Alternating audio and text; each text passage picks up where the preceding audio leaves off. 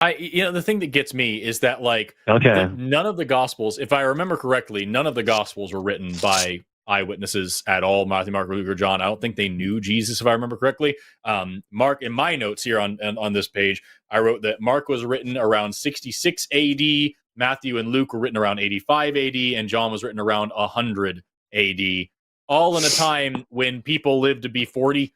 And so, like, these are folk tales. And if you're going to seriously say with the straight fucking face that they show the consistency of Jesus when the Jesus character is very different in each of them. I think it's I can't remember off the top of my head exactly, but I believe it's in Matthew that he's a fucking megalomaniac, sets a tree on fire for not having fruit for him and shit. And then you have the other one where he's flipping tables and beating the hell out of people with a whip. There's whole fucking verses about him fashioning a whip.